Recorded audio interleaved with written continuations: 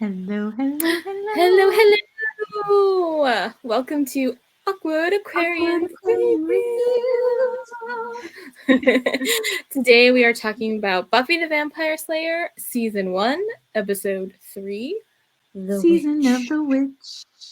Must be the season of the witch. This episode was... I enjoyed it, but it was kind of like a definite filler episode. Yeah, and the poignant thing that you brought up when we were talking was there's no angel in this episode. No angel. Well, that does make it kind of a bummer of an episode for me, considering seeing that sexy vampire is like the highlight of most episodes. Exactly. He's the highlight of my episodes. But also, you're watching it after just watching the first 2 episodes and you're just introduced to him and you want to know more because his character's so juicy and the love story is so juicy. And then all of a sudden it's like, well, he's not in this one. So whatever you were hoping to see, you won't. Angel fans beware. There's no sexy vampire / Angel fans beware. Mm-hmm. We didn't know that going into this though, like because we'd watched it so long ago. So on rewatch, I had no idea what episodes he was in and which ones he weren't or wasn't. Mm-hmm. And yeah, so finding out that he wasn't in it was a little daunting. Yeah. But I did enjoy it. So let's get into it. Let's get into discussing it. Yeah. I guess we'll start with how it opens, which is like a witch. You assume it's a witch. She's like in her somewhere, like doing a spell over a cauldron. So you kind of know right away that, okay, this episode, besides the title, is going to be about witchcraft and witches. And I like that. So that had me excited. And then it opens up right into cheerleader tryouts. Buffy is going to cheerleader tryouts, and the competition is fierce. And yeah. I can attest to this because you remember in high school, I tried out for the cheerleading squad. I can't believe you did that. I mean, I know. We grew up together, and just the very idea of that is like so foreign to what we were all about at that age. I know, but it's like you enter high school and things just get turned askew. Right? And, it was really Danielle, like our mutual friend Danielle, and she was very into that sort of stuff. So she talked me into it, and I was like, sure, why not? Like, it'll be a good experience. And I thought, especially back in the day, we were like athletic enough, I could do like a handstand and a cartwheel and a backbend and a backflip and all this sort of stuff. So I'm like, oh yeah, like sure, I'll get on like the JV squad. I got this.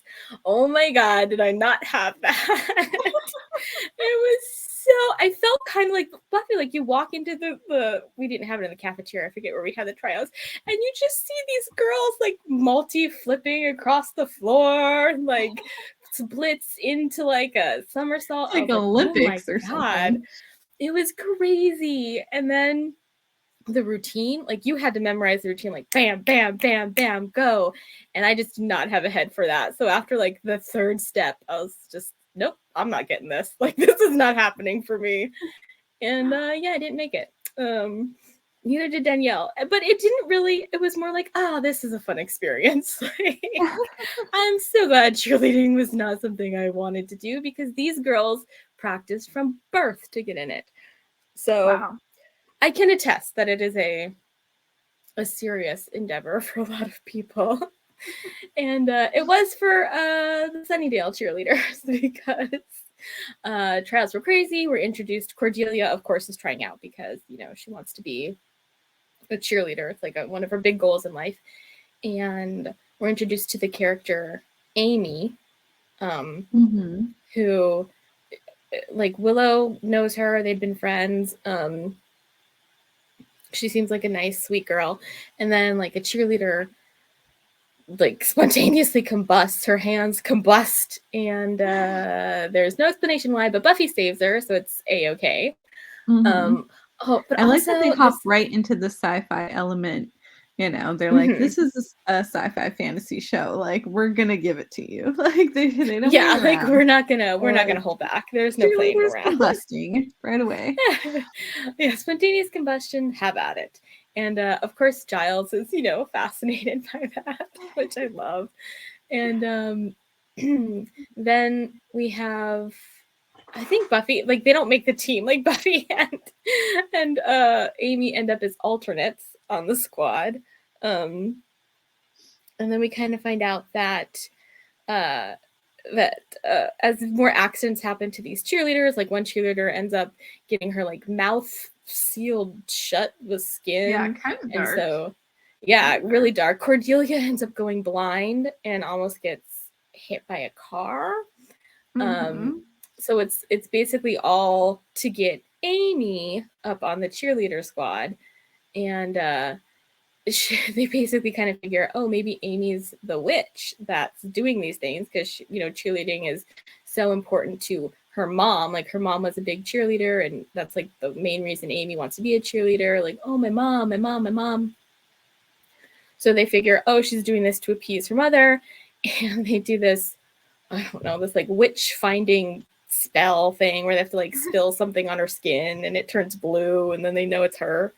And they find out, oh yeah, Amy's the witch. But then they end up finding out that no, it's actually her mother, and she and Amy switched bodies. How messed up is that to take over your daughter's body? I know. She's a terrible mother. She was an awful mother. Her daughter. She's doing it for herself, Yeah, she was terrible. She was awful. She didn't even care about that. I mean, at the very end, like jumping ahead a little bit, because they find out, oh, they switch bodies, we have to switch them back, and by switching it back, it'll reverse everything that's been done. And in the meantime, Amy / the mother had also cursed Buffy, but she cursed Buffy into this like dying spell, so Buffy's dying, so they have to reverse all of the mother's spells.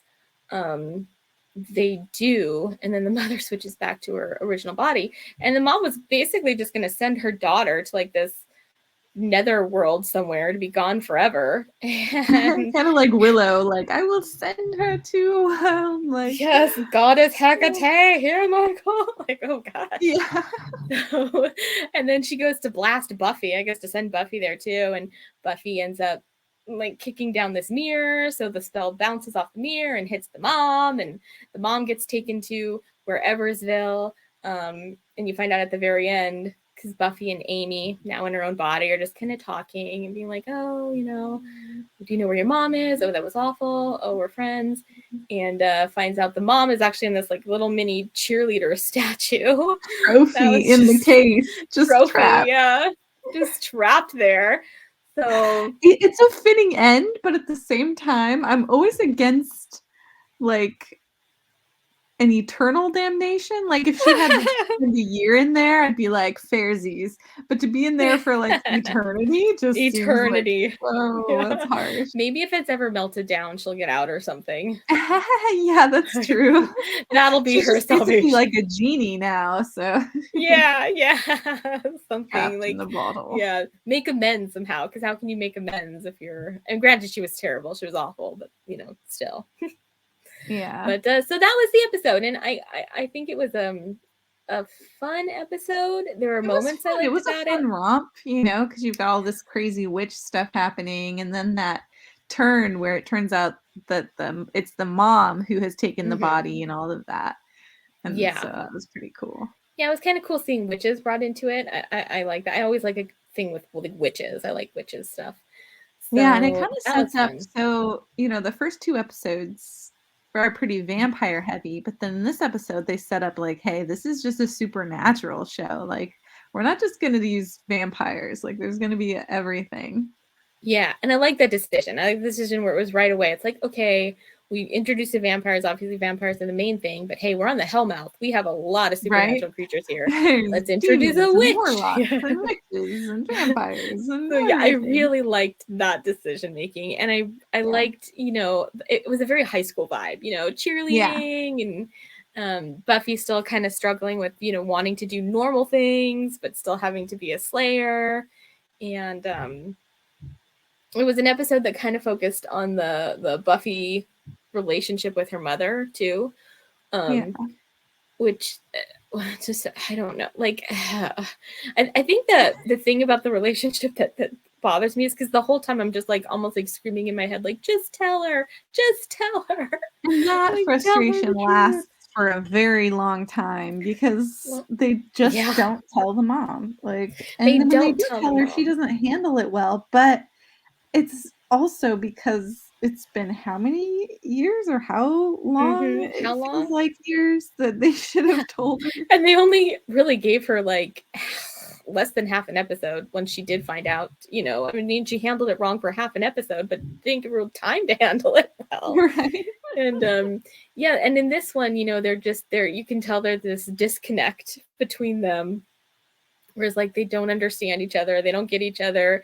Like Buffy's mom still thinks that Buffy is, you know, got mixed up with the wrong crowd, and um wants to put her on this path away from burning down cafeterias and all this sort of stuff. And Buffy is like very frustrated because she knows that, hey, I'm not a bad kid. I battle the forces of I'm just evil. saving the world. Yeah. Yeah. And it's like, and you see both their perspectives, and it's like, and you almost want to be like, yeah, Buffy, if you like, you tell her, then, you know, she won't be disappointed in you. She might not like what you do, but I don't know. I just always from the first moments watching the show, I was like, the mom should know. She just should. Yeah. She should have But known they did for have a sure. nice moment at the end where the mom was like, you know, I don't get you, I don't understand you, and that's okay that I don't understand you.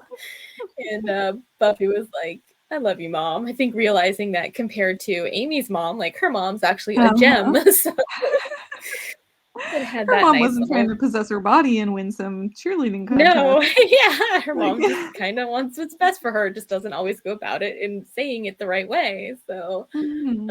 um, so that was nice to see. And then other moments where there was that moment, oh my god, where Xander gave her like the bracelet as good luck, and it said like yours always or something, or like always Oh yours. no. And I know, you're just like, it just shows how much Xander likes her, like how much more than you might have suspected. Like, oh, it's not just a crush, like he like really likes her. And that's so Mhm. sad because like, and at that point, like in The Witch, it's still like cute. It's nothing like weird or creepy, you know, it's still cute. And he's even talking to Willow. He's like, oh, I gotta be a man. I just gotta ask her out. I can't just giving her like bracelets and all this sort of stuff. And I agree. Like, Yeah. Like, dude, yeah, just ask her out. just ask her out. And if she says no, then okay, it's Get over no. it. But Which yeah, is the exactly. problem, is that she says no repeatedly and he never gets over it, That which is the is problem. the That's the problem.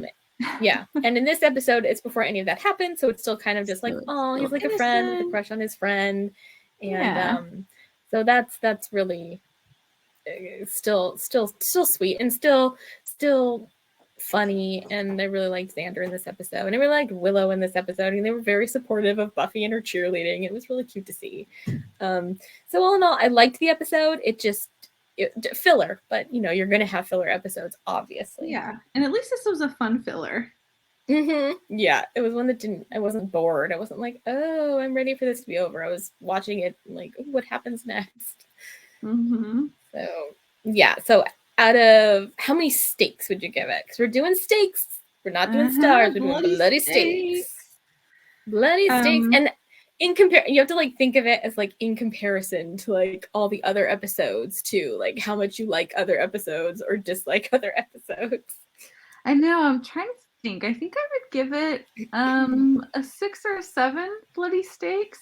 It's just kind of like a little bit better than middle of the road. You know, it's fun, and it's missing some steaks because there's no Angel. It's an automatic one steak He gets an gone. automatic steak, 1 or 2 steaks just by showing up. Yeah. So I would say, yeah, a solid 6 or 7. Yeah.